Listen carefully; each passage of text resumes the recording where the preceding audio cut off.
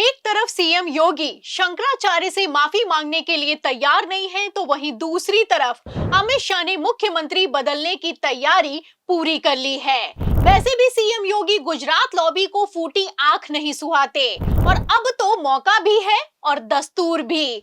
खबर है कि अमित शाह जब लखनऊ पहुंचे तो सीएम योगी ने केशव प्रसाद मौर्य को दिल्ली जाने की ड्यूटी लगाई, लेकिन डिप्टी सीएम ने अपना पूरा प्रोग्राम ही कैंसिल कर दिया। फिलहाल इसी को लेकर अब बवाल खड़ा हो गया है और क्या यही बवाल अब सीएम योगी आदित्यनाथ के इस्तीफे का कारण बनेगा? सवाल का जवाब आपको बताएंगे, लेकिन पहले केशव प्रसाद मौर्य और सीएम योगी आपस में कैसे भिड़े जा रहे हैं, बयान सुनिए। कोई धर्म के खिलाफ आचरण करता है, क्योंकि ऐसे तमाम कालनेमी होंगे जो धर्म की आड़ में सनातन धर्म को कमजोर करने की साजिश रच रहे होंगे। हमें उनसे सावधान होना होगा। क्या शंकराचार्य जी नहीं, पूज्य शंकराचार्य जी के चरणों में प्रणाम है, वो बढ़िया स्नान करें, उनसे प्रार्थना है और यह विषय का समापन करें, ऐसे आग्रह है। तो एक तरफ सीएम योगी शंकराचार्य अविमुक्तेश्वरानंद को कालनेमी बताते हैं, तो वहीं दूसरी तरफ केशव प्रसाद मौर्य कहते हैं कि हम शंकराचार्य जी से माफी मांगते हैं, वो स्नान करके विवाद को खत्म करें। खेल समझिए, शंकराचार्य अविमुक्तेश्वरानंद ने क्लियर मैसेज दिया है कि जब तक सीएम योगी माफी नहीं मांगेंगे तब तक तो स्नान नहीं होगा।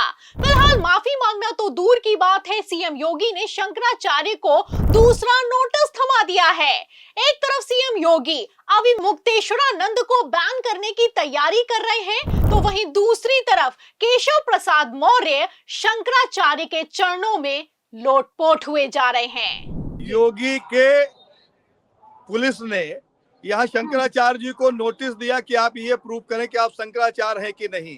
तो इनको सबसे पहली कार्रवाई अपने डिप्टी सीएम के ऊपर करना चाहिए, जिसने कल बयान दिया कि परम आराध्य परम पूजनीय देवतुल हमारे शंकराचार्य जी, उनको स्नान करने की अपील की। तो इनके अंदर अगर हिम्मत है और न्याय प्रिय है तो सबसे पहला उनके ऊपर कार्रवाई करें कि आपने शंकराचार्य कैसे कह दिया। आज सत्ता की आंखों में आंखें डालकर पत्रकारिता करना मुश्किल हो गया है। हम पर मुकदमों से लेकर चैनल को बंद करने का लगातार दबाव बनाया जा रहा है। मुश्किल दौर है, लेकिन हम हार नहीं मानेंगे।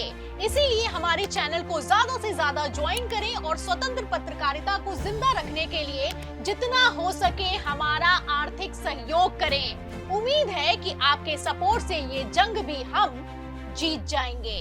तो शंकराचार्य के प्रतिनिधि और हिंदू महासभा के महासचिव देवेंद्र पांडे जी ने हमारे चैनल से बातचीत के दौरान साफ कह दिया है कि अगर योगी सरकार शंकराचार्य जी से शंकराचार्य होने का प्रमाण मांगती है तो उनके डिप्टी सीएम केशव प्रसाद मौर्य पर सीएम योगी को सख्त एक्शन लेना चाहिए। फिलहाल एक्शन लेना तो दूर की बात है, खबर है कि सीएम योगी के आदेश तक फॉलो नहीं किए जा रहे हैं। अभिषेक उपाध्याय सीनियर जर्नलिस्ट हैं, उन्होंने इसी खबर को ट्वीट करते हुए लिखा है कि टॉप सीक्रेट पर बड़ी खबर।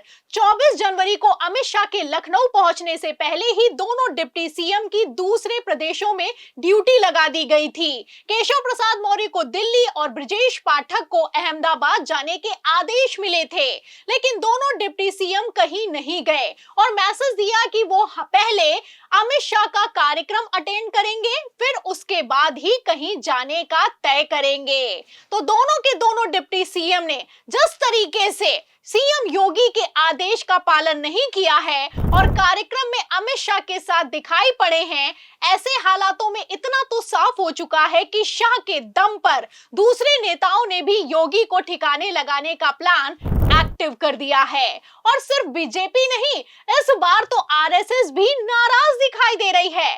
फिलहाल इसी नाराजगी के बीच केशव प्रसाद मौर्य को मुख्यमंत्री बनाने की मांग जोर पकड़ रही है और ये मांग किसी और ने नहीं की है, बल्कि खुद शंकराचार्य अविमुक्तेश्वरानंद बोले हैं। समझदार व्यक्ति को मुख्यमंत्री होना चाहिए, जो अकड़ में बैठा हुआ हो और जो जिद पाल करके काम कर रहा है, उसको मुख्यमंत्री नहीं बनाना। तो शंकराचार्यों से पंगा लेने के बाद सीएम योगी की सारी अकड़ धराशाही होती हुई दिखाई दे रही है। एक तरफ दोनों डिप्टी सीएम आदेश मानने के लिए तैयार नहीं हो रहे हैं, तो वहीं दूसरी तरफ डिप्टी सीएम को छोड़कर जब अकेले सीएम योगी अमित शाह को एयरपोर्ट पर रिसीव करने के लिए पहुंचे हैं, तो अमित शाह ने भी कुछ खास भाव नहीं दिया है। फिलहाल भाव की अगर बात की जाए तो राष्ट्रीय अध्यक्ष के चुनाव के कार्यक्रम में क्या हुआ, ये किसी से छुपा हुआ नहीं है। पहले तो सीएम योगी को मुख्यमंत्री की कतार में कुर्सी नहीं मिली, फिर योगी की कुर्सी पर केशव प्रसाद मौर्य ने अपना कब्जा जमा लिया। इसके बाद जैसे तैसे करके सीएम योगी को कुर्सी मिली तो उन्होंने पीएम मोदी से नमस्कार तक नहीं किया। और नमस्कार नहीं करने का क्या मतलब होता है, इसको लेकर तो पहले ही अखिलेश यादव ने भरे सदन में धज्जियां उड़ाई हैं। वो वीडियो हमने देखा है कि कोई किसी को नमस्कार नहीं कर रहा है, कोई किसी को देख नहीं रहा है। चलिए, धन्यवाद धन्यवाद माननीय। और जो अपने आप को बहुत ताकतवर कहते थे, बहुत ताकतवर कहते थे आप अपने आप को, जिसने हराया उसको नहीं ये हटा पा रहे हैं। मतलब पहले तो गुजरात लॉबी में भी दम नहीं था कि सीएम योगी आदित्यनाथ को हटा पाए, लेकिन अब पूरा का पूरा खेल उल्टा पड़ चुका है।